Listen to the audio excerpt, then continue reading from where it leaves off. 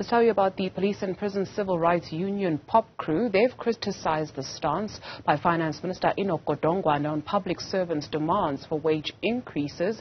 The union says it will not accept the 3% wage hike that the government has imposed on the public sector. It is demanding 10%. We are now joined by Richard Mamabolo, Popcru Spokesperson. Mr. Mamabolo, thank you very much for availing yourself this morning. So the Finance Minister will not be moved. As we speak at this hour, where do things stand?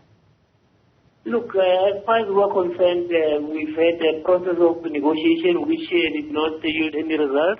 And from then on, there was a conciliation process which as well did not result in any fruitful outcomes. So as things stand, we are still still demanding the offer of 10%. And of course, government, we think that has been rather mischievous in implementing the 3%, which was not agreed on by any formal bargaining structure. I beg your pardon, but I did not catch that there. So you accuse government of being mischievous because?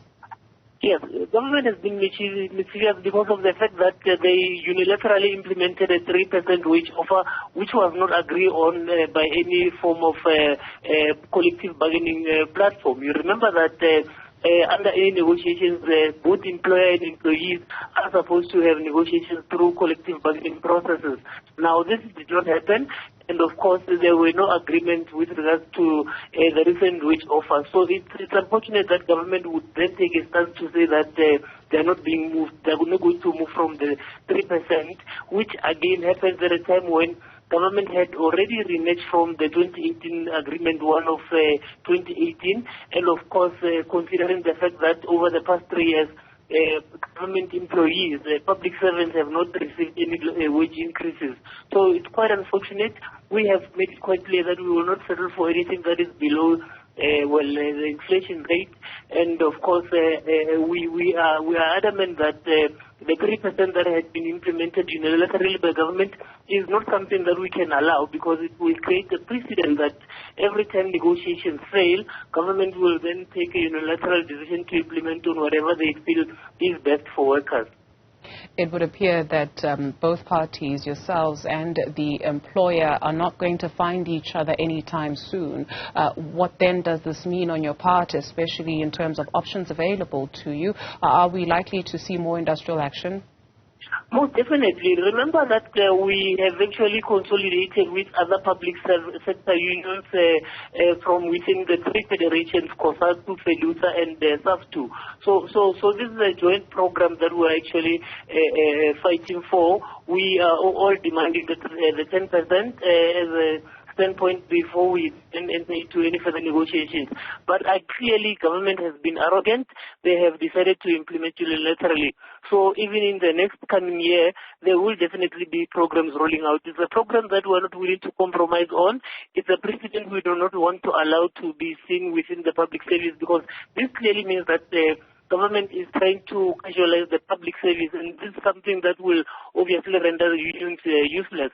Our members are quite adamant that they can no longer continue making compromises, whereas government has continued to make them scapegoat when it comes to issues around salary increases. And of course, there has been a lot of complaints about the wage bill that is too high, but seemingly nobody has actually been arrested or confronted for the losses of finances that continue to leave our country and the corruption that has been happening over the years. So government workers can no longer be scapegoats.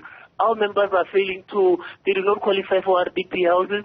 They as well do not qualify to get bonded houses because of their limited salaries. And of course, the cost of living have been on an increase in the recent past.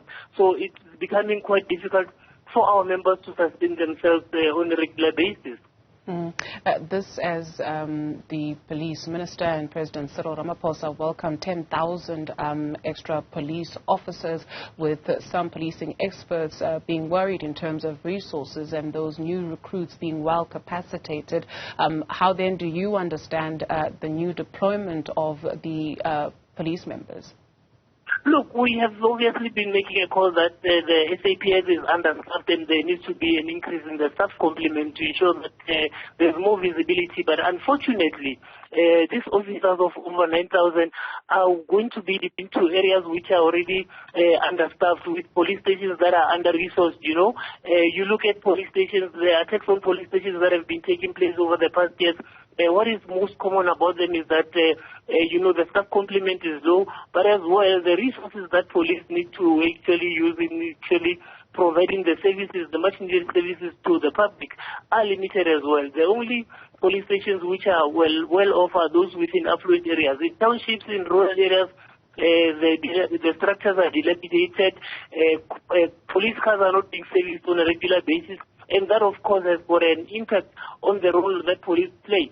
So if you increase the numbers of police by that margin, and you don't also look into all these other factors, these underlying factors, it would obviously not result in any improvement. But however, we do welcome the fact that there are more police being recruited. Over the past 5 years, the staff complement of the police has been on a decrease from 191,000 to currently 155,000. That, of course, happens at the same time when the South African population is increasing on a yearly basis, and these are people, by the way, who are recorded. So we do not know as to how many other people are in the country illegally or not, and of course, that creates a burden for police to be everywhere at the same time.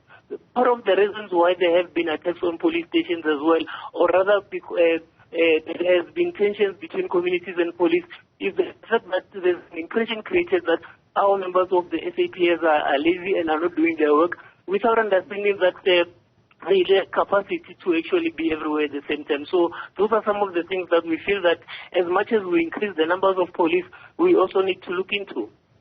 Richard Mamabolo speaks for the Police and Prisons Civil Rights Union, also known as Popcru. Thank you.